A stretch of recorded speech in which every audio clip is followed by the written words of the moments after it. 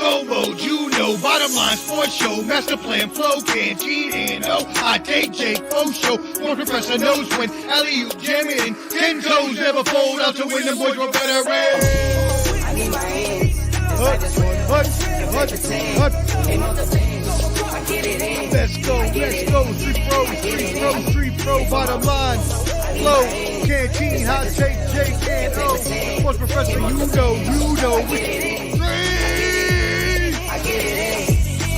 Street professor back again, it's game time.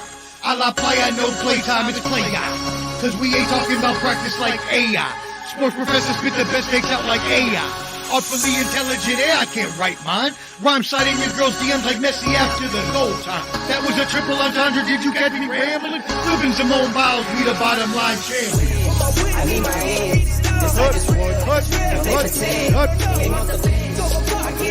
Let's go, street pro, bottom line, flow, canteen, hot take, Jake, and sports professor, you know,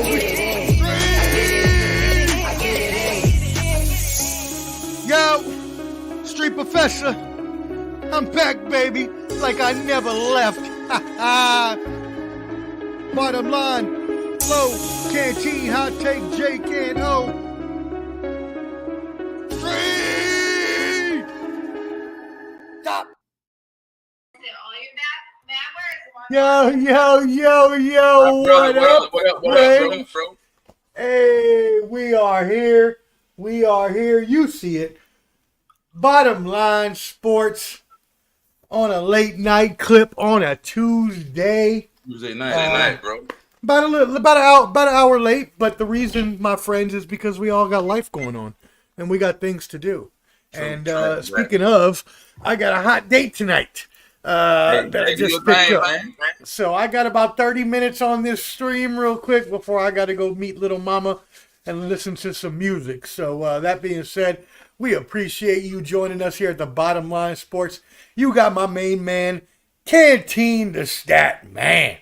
And you got yours truly, the sports professor. Baby. Hey, hopefully, Hot Take Jake will be joining us. In five. Hopefully, Flo will be joining us. And then maybe even a little Clubber D for that loving tonight. That being said, let's go ahead and kick this bad boy off. Go ahead and first, I want you all to subscribe to the Bottom Line Sports. If you're on YouTube, go ahead and smash that subscribe button. If you are on Facebook, join our Facebook group. We have the most fun. We talk trash. We post sports news. We get it in. So join us at the Bottom Line Sports on all of your platforms. How you doing today, my brother? It's been a great day, man. I got my clearing papers, clapping. Getting up out of Fort Drum, bro. When is your departure date, my friend? February 12th. February 12th. And where are you going? Where are you relocating to? I'm going out to North Carolina internship.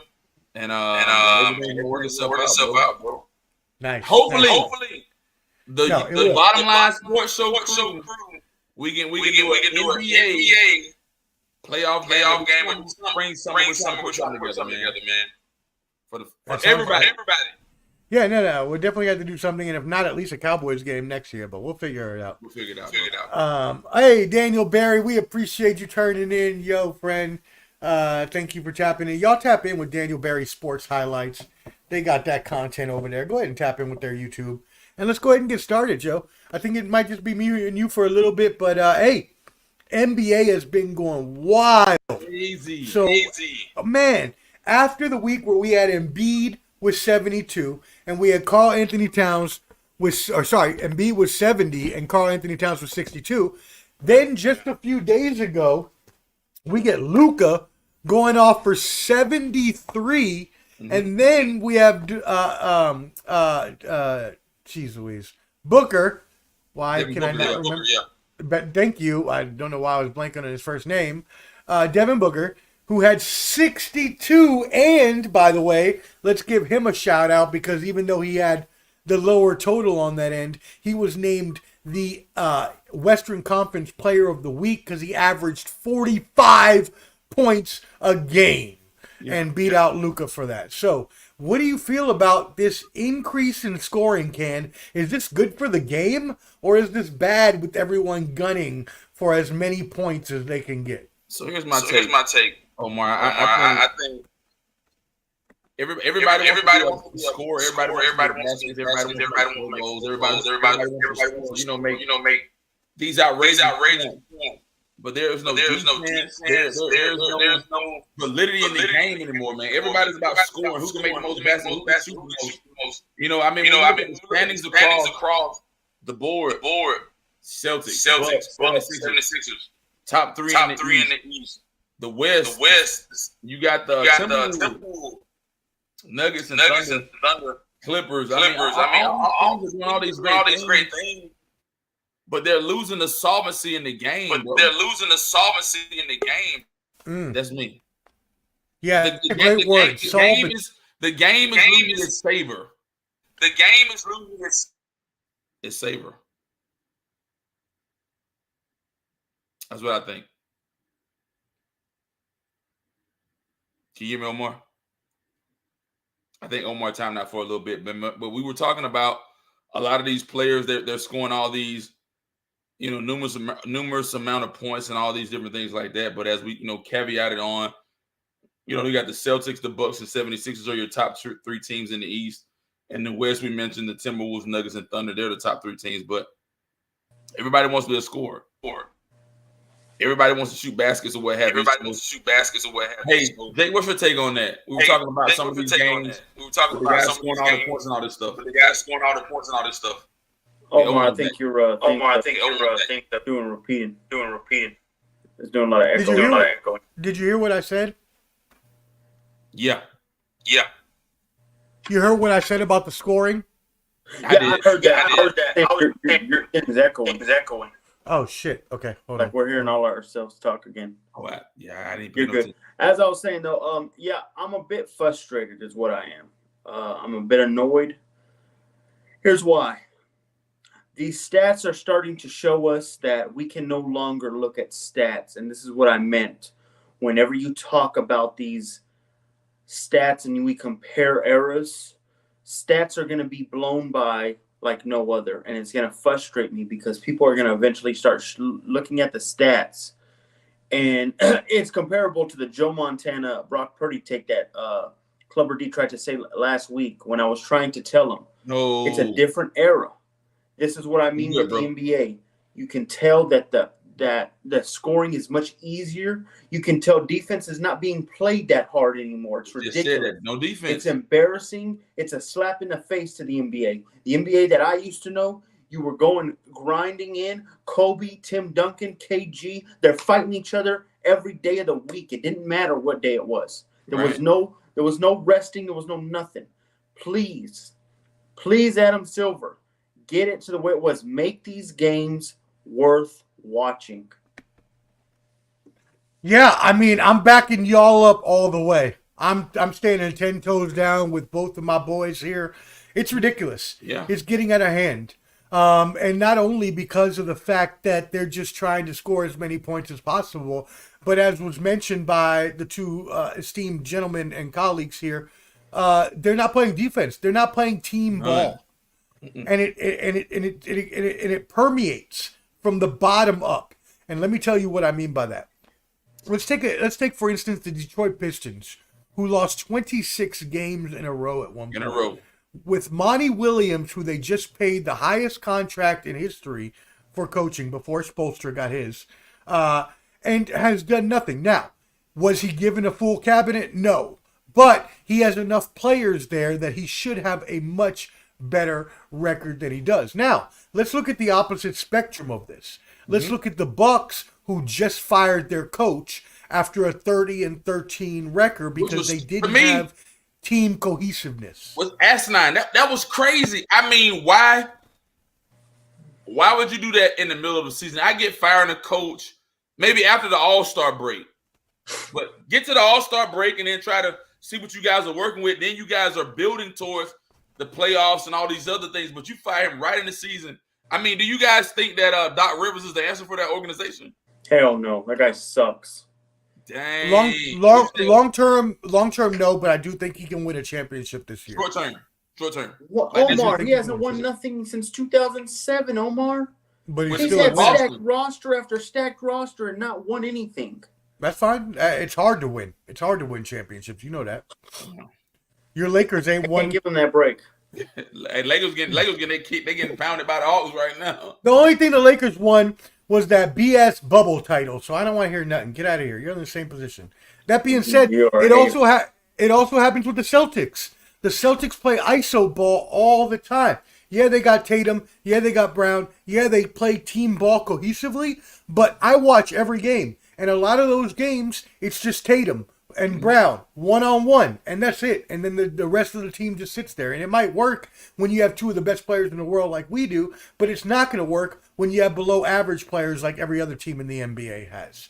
That being said, I agree. Adam Silver needs to do something about this. There's not really anything that he can do, I don't believe. I told you, shorten the NBA season.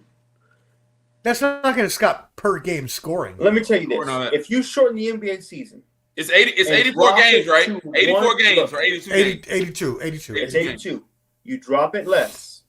And then not only this, I've heard the drop it less. Here's the other part. I'm so tired of seeing the 1 and the 8 seeds play. Very rarely do we see it. Yeah. I would do 1 through 6 and still have the play-in tournament from 6 through 10. Okay. I got you. Right, and you got now 6 teams. You got a shortened season. There's much urgency. These games are going to matter now.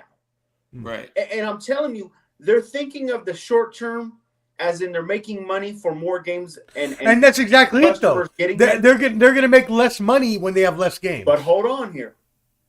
The NFL is king, and they have way less games. Why is that, though? Because they have so much urgency. And TVs, streaming services, very they pay the most money. I know fans do when they show up, but I promise you, it will come back in the long haul whenever you really think about it. The streaming services are going to now want that urgency. Hey, man, we need the NBA this Tuesday night. If LeBron loses, it's to go home. We're already in February, and he could be out of the playoffs with this loss if he's 24-24. This is what I mean. They need to do it to where it's urgency, and I promise you it sets itself up. Same thing with baseball, I've always said as well. Yeah, you make a good point. Jake, you make a valid point, man. Absolutely. Ken, what do you think about that, Ken? Yeah, I mean, if they shorten the season, man, and they condense it where the teams that want to play, the teams that want to win, the teams that want to get between 1 and 6, and the teams that want to make it to those rounds and make it to those to the semifinals and finals and all that, then they're gonna show their worth. But if not, if you keep it how it is, hey man, we can waltz around and we can just play a little ball up until All-Star break. Okay, then after All-Star break, let's kick it in gear. If you do what Jake has said, you can condense the season, make things work early on, and then you'll know who is what and what is what by All-Star break and then before you even get to April. Just think, if you started the season around Christmas Day instead of October, think of how differently it changes. The NFL is already ending. You're now going to go into the prime of your league coming February once the NFL ends completely. You have a span of 3 months to yourself because the NFL is gone. Yeah. Baseball is just starting. They're not really going to be much. There's no urgency from them. Like I said, the spring and summer months are there for the taking. You just got to take it over. I just wish Adam Silver would see it that way. You're going to get in the long run. I don't think that they don't see it that way, though, Jake, because, I mean, this argument has been had before that they need to shorten the season to 70 games or 62 games or whatever it is, and I completely agree with you. I believe that the urgency is we know the urgency is not there because it is a long season, and most of those players, and the stars will tell you this from LeBron on down, that ain't nobody kicking that into high gear until after the new year.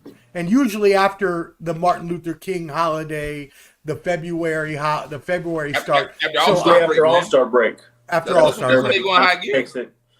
But I mean, that's your casual NBA fans. Then you have the fans that barely watch it, but they know the finals is coming up where the playoffs is. I'm telling you, if you just shorten it, you'll get urgency. You'll get more people in. I think. How do you make up for the money though? Because that's what it's going to be. That's what it's going to come down to. So here's my thing. Here's my thing on the money.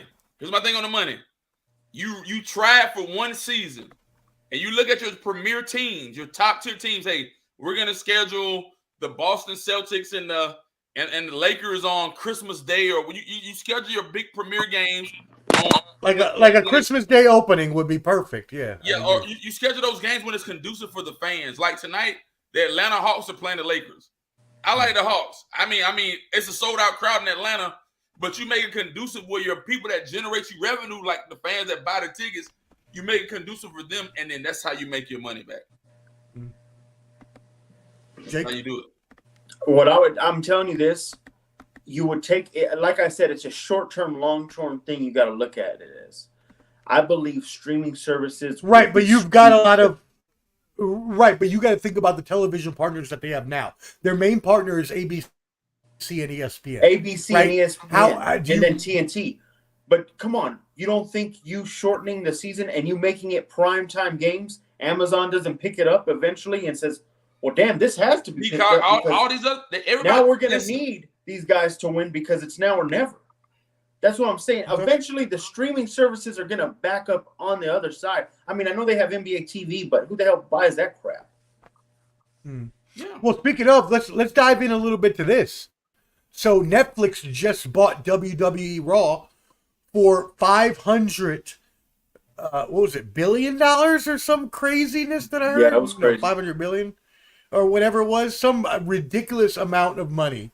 But at the same time, Netflix gets a huge whole new fan base that is going to be tuning in weekly to their platforms and then probably stay afterwards to Netflix and chill. What do y'all think about this huge development? And after that, we will get into the whole Vince McMahon thing.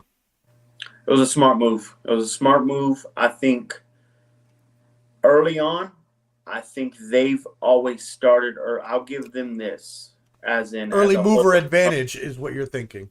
Well, remember this, 10, 12 years ago, they started that WWE Network, the streaming service, $9.99 a month. They started that early.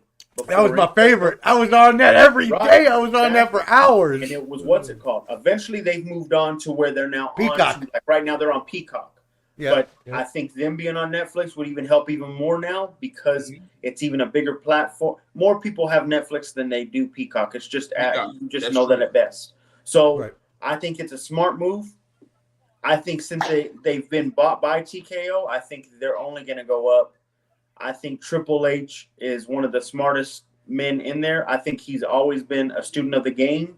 I've watched a lot of his documentaries and watched what play the game. Yeah, he really loves the stuff, and that's what you want to take. I know Vince, especially the trash things he just did is ridiculous. Woo! But with that being said, he was a genius in his right mind of what he did on how he built this whole network in general. Of course. And how this entertainment business is. Him building up the wrestling industry from where his father brought it from the territorial days is something amazing that would never have been accomplished by anyone else. But the fact remains I agree with that the allegations that have recently come out about Vince McMahon's behavior are beyond deplorable. They are disgusting. They are humiliating to the women that were involved. It is sexual assault. It is sexual abuse. In some cases, it is rape. And whether it's acknowledged or not, and all these allegations, if everything that's said is true, Vince McMahon, once, a lot of people's idols, once somebody I looked up to as a businessman in the way that he did business, is completely shuttered in the eyes of the world and the community and will go down as a complete disgrace if all of this is come out to the light to be true. So starting off with you, Ken, and then we'll go to Jake. How do we feel about Vince McMahon in this whole situation? Complete disaster, man. Wow. I mean, in a guy in his position and his power, his prestige and all that, you have to be careful. Carry yourself as a professional. I mean, you have a multi-million-dollar big business, man.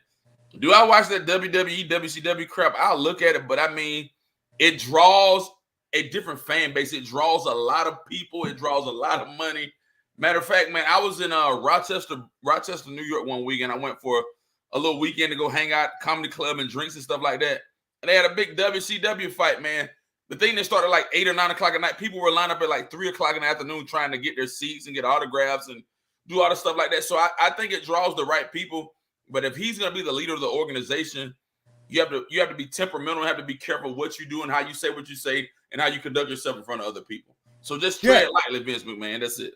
Well, he's gone now. Official word is he had to resign because now that TKO has bought, or Endeavor has now formed TKO, which is a WWE and UFC banded corporation. Now that they have that, they're a publicly traded company. And so all secrets come to the light when it comes to a public traded company. And so Vince McMahon had to be out because, like Jake said, if Triple H and Stephanie are going to properly run that, if Dana White is going to properly run UFC, which, by the way, Dana White doesn't escape from slapping his wife in the middle of the beach. We all remember that. Yeah. And he escaped with no consequences.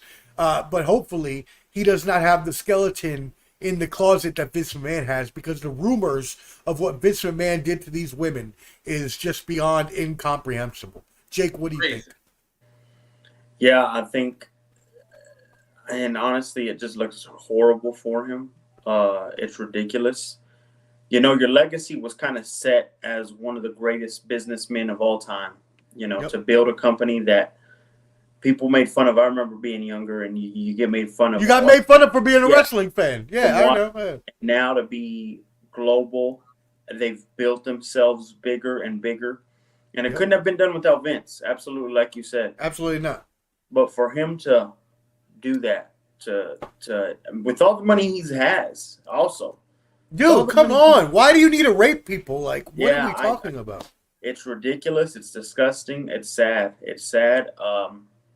And the piece of shit deserves to, you know, if it's true, he deserves to just sit out, and his legacy deserves to be, you know, it reminds me of that Sandusky case, you know. It reminds me of Joe Paterno, how they now knew in the end of what was going on. Mm-hmm. You know, you really don't know what's going on behind closed doors at times, fellas. It's sad. No, it's not only is it sad. But the problem is that a lot of these people that are in these higher up positions, man.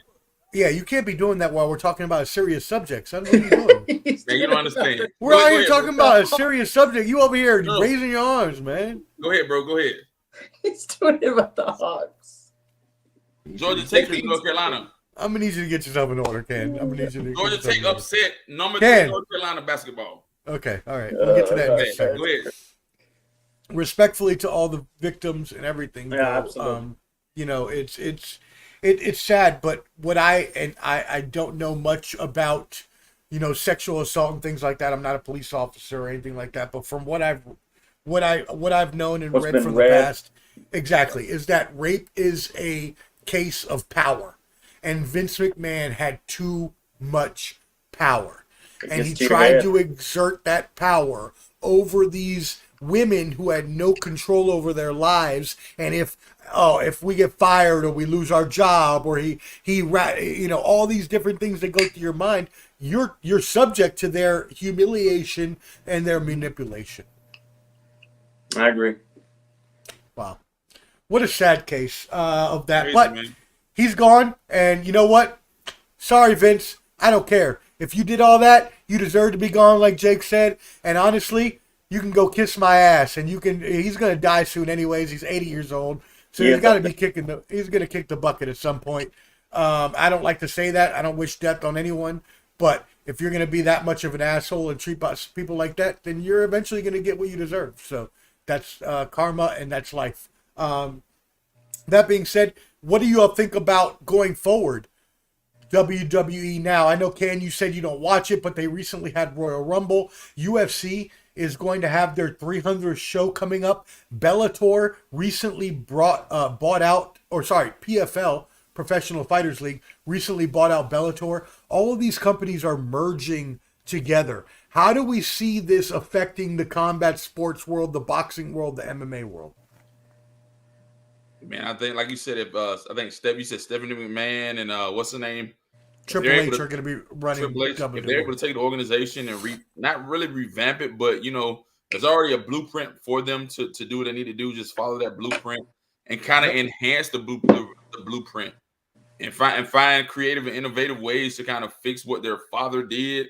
I mean, for her father to fix that kind of stuff and do programs and different things for what her father did. I think they'll be fine.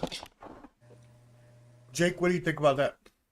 I think the end all goal, and I think I like both sports. I watch. I don't watch consistently, but I watch at times. What I'll say to this is, I think the UFC needs a little bit more help in the aspect of creating characters. I think they have a bad time of usually when man, I wish Clubber D was here right now. I really do. When they have a superstar like a Conor McGregor or even a Ronda Rousey, you saw how intrigued people that don't watch UFC usually will just build the whole entire audience up. And that's the one thing UFC just has to work on. And I think that's why they came into contact with the WWE, because what is the WWE about? It's about creating storylines. It's about creating stuff like that. So I think it was a conjoined effort. I think that's what the goal is. And I think eventually it will grow up. But now I think once they try and dissect, I guess, Triple H's mind, the WWE, of course, I think you do need to move them inside the UFC to try and build certain stories. Because some of these guys do have, they might just be, mic shy or something. But some of these guys got to have a personality. You don't walk into that octagon without an ego of yourself in some way, shape, or form, because you have to have that ego in you to say you can beat the guy in front of you. Yeah. So it's just to get them to blurt it out, and I think you get better product, you get a better story, and you get more fans. All in all. I mean, I can't disagree with anything that you just said. Everything you said was on 100%. I think that the combination of the two is going to help. Obviously, as a publicly traded company, everything is out in the open, but I think getting rid of Vince McMahon, I think possibly maybe even Dana White getting bought out of his position would be best for these companies as a whole endeavor. But I also believe that what Jake said is true. They should be establishing and exchanging talent. We've seen plenty of fighters go from WWE to UFC and vice versa. Look at Ronda Rousey, look at CM Punk, look at Brock Lesnar. This can be a mutual partnership that benefits all parties involved. Yes, sir. Awesome. All right, brothers and gentlemen. I don't know. I don't want to talk about the Super Bowl right now because it's like 2 weeks out. We can talk about that. Yeah, man. I know you got a jet too, bro. No, it's all good. I'm not gonna roll out. But I mean, I do need to roll out at some point. So I just wanted to see if y'all wanted to talk about anything else. I was gonna ask this one. Go ahead. With what Lamar just happened, because now we got to talk about the losers. With what happened with Lamar. That's a good point. Let's go ahead and do that. Yeah, let's go ahead and do that. How is Lamar's legacy now, MVP, Jake? To you? Well, you got to remember, the MVP is a regular season That's what award. I said too earlier. And it sucks. It sucks. But that's for every league. The NBA MVP, right? Last year, when Joel Embiid went out in the first round or the second round or whatever it was, right? Your MVP is no longer playing in the championship now. So how does that affect? Well, I don't know. What's your opinion on that? Affecting it. Well, this is what gets me. Affecting his legacy, like you said. My dad said this earlier to me too, and I really thought about it. Was this his best chance to do something? Was this his best chance to do it? Because you had a great defense. I don't think his wide receivers are all that bad. I get that you had backup running backs, but man, something about John Harbaugh's system always establishes a good running game. That's true. I don't know if this was your best season. I don't see the Chiefs getting any worse. I think that they're still looking for good wide receivers, and they have one of the worst right now. I believe Burrow will be back. I believe you got the Jets that can show up. The Chargers got Jim Harbaugh. Was this Lamar's best chance to win the ring? What do you think, Ken? Ken, what do you think? This would have been his best opportunity to do it. All the cards were on the table, man. Now here's what I think. I think that Buffalo should have beat Kansas City, and they didn't. I think Buffalo should be playing for a Super Bowl this weekend. To be honest, Buffalo was the better team. They screwed themselves. They screwed themselves. Now here's the thing. The Baltimore Ravens did not look like themselves, man. Todd Monken did I don't know if Todd Monken have a good game plan. He didn't have a good game plan at all. That was one of the worst. Like you just said, they always have a good rushing game under John Harbaugh, and they didn't run the damn ball. And they didn't run the ball at all in this game. This was their golden opportunity, man. Now here's what I think. As you just said, is that you got Burrow coming back. I don't think Pittsburgh is going to do much because Pittsburgh just hired Arthur Smith as their offensive coordinator from Atlanta, which I think is a idiot move, a stupid move from a Falcon fan like myself, man. So you got to give the guy a chance.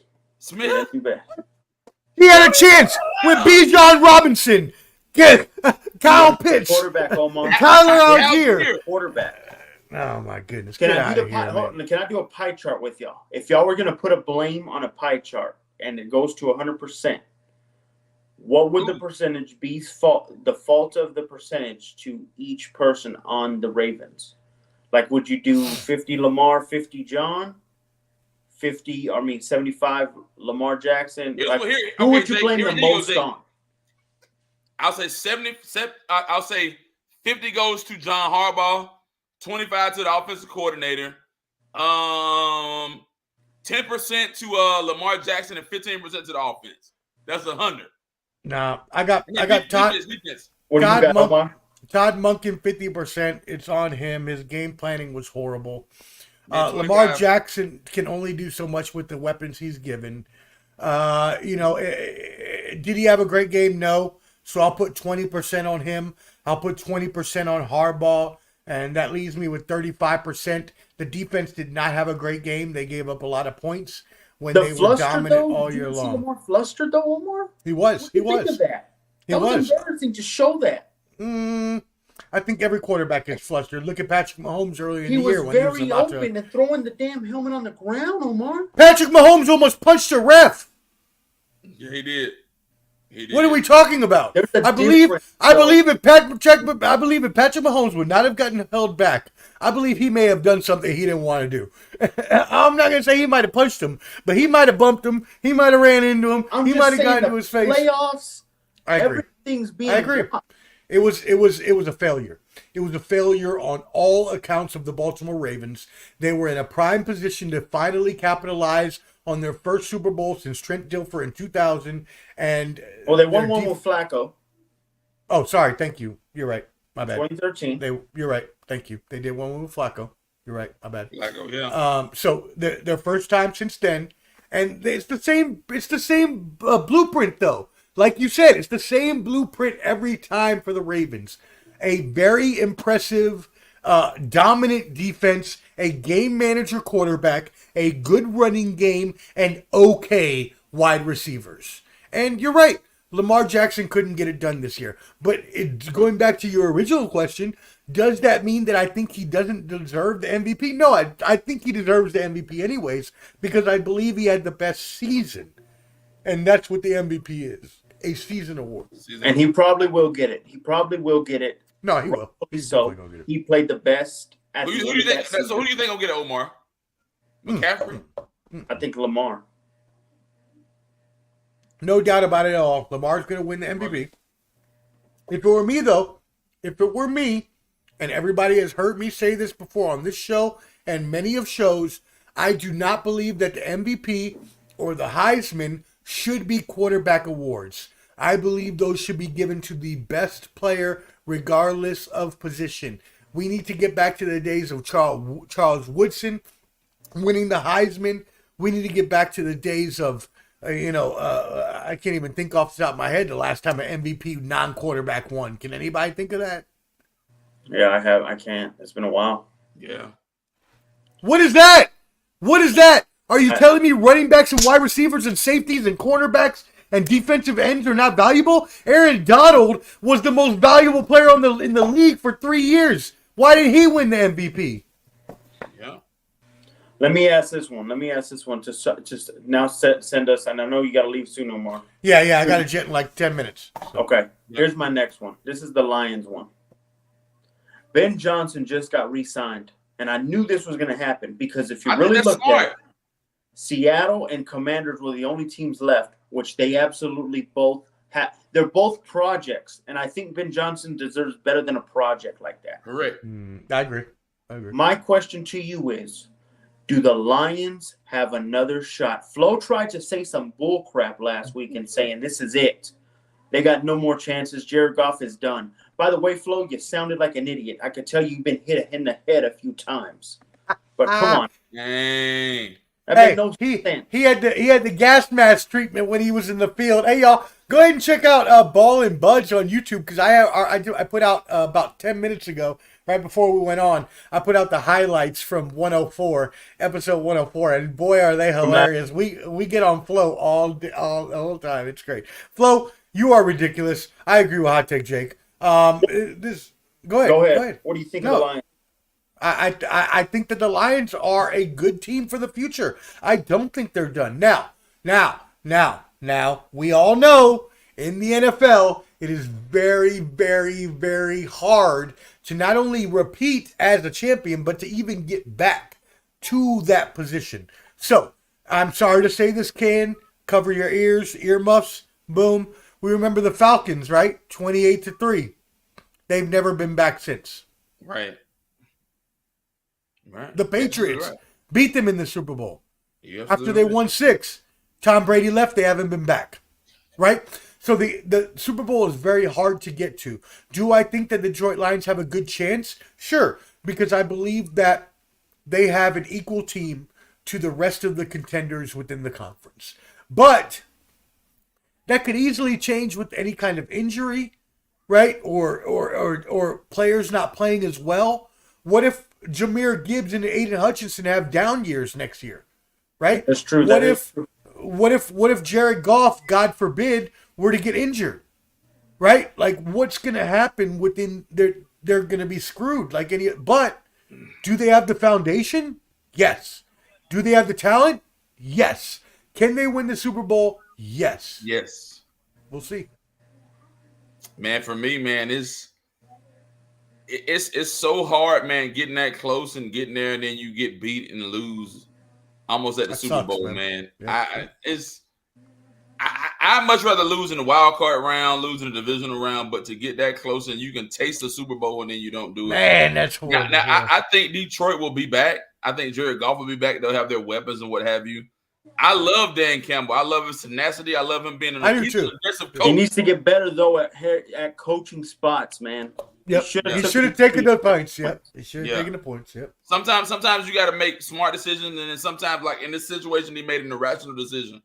I love his coaching style. He didn't make an irrational decision. He went with what they do. They are a go forward on 4th down team. Now, the point that Jake makes is that sometimes you've got to realize when the situation is in your favor, and when you're up, you should take the points. When you're down, you go for it. Yeah. I got you. Last question. This is it, guys. This is it. This is the one I kind of want to give y'all what I see. This is it right here. I see the Super Bowl ending in 3 different ways. Either Kansas City wins close, San Francisco wins close, or Kansas City blows them out. These are the only 3 scenarios I can see that happens. Interesting, because I see the opposite. If they lose, the Niners lose, and Brock Purdy is a reason why, I believe they should move on. Especially if he messes up. Russell Wilson will be out there. Oh, come on, man. Oh, my God. Omar. Are you kidding me? Kirk Cousins will be out there. You're taking old-ass Kirk Cousins and you're taking washed Russell Wilson over Brock Purdy, who's 24 years old. You have experience. You have tenacity. You have guys, leaders of men. Why is Clubber D sick right now? If Clubber D didn't have a sinus headache, he would be on right now to give you the business. And I'm going to bring it up again on Sunday. Man. But I just wanted your first takes because I'm going to ask Clubber D, and I think Clubber D will agree with me, and he'll say, you know what, Jake, you're right.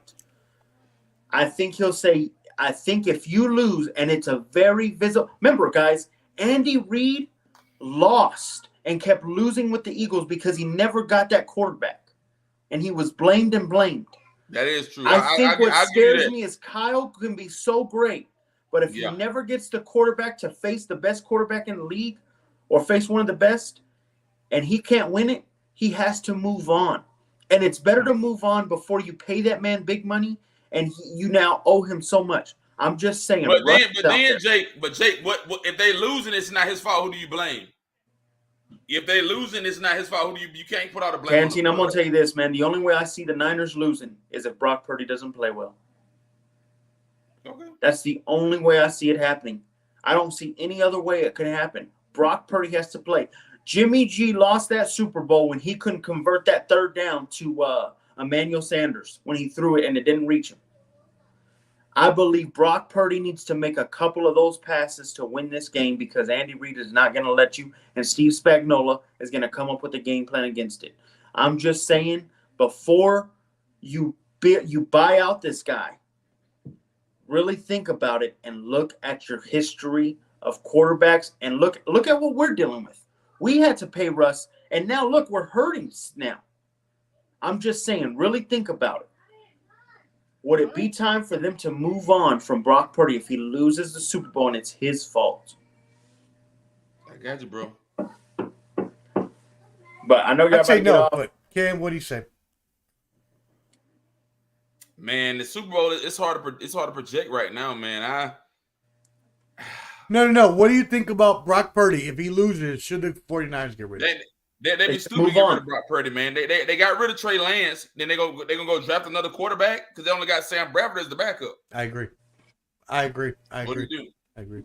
We'll get more into this. We'll see what happens. Hey, I'm telling you. Yes. Hey, so Sunday we're gonna do Pro Bowl stuff and Super Bowl prediction on Sunday. Sunday we're gonna talk Super Bowl. We'll talk Pro Bowl. We'll talk some more sports, whatever we can get into. So y'all go ahead and subscribe at the Bottom Line Sports. Tune in with us on Sunday. Yes, it's an off day from football, but we will be on around probably around 7 Eastern or 8 Eastern. So just look out for us. Subscribe at the Bottom Line Sports. Subscribe at Ball and Buds. You'll see us there. And by the way, we love you all. Thank you all for turning in. And there was one more thing I forgot to say, and I cannot remember. So whatever. Anyways, be ready. Let's go. Peace. All right, peace, man.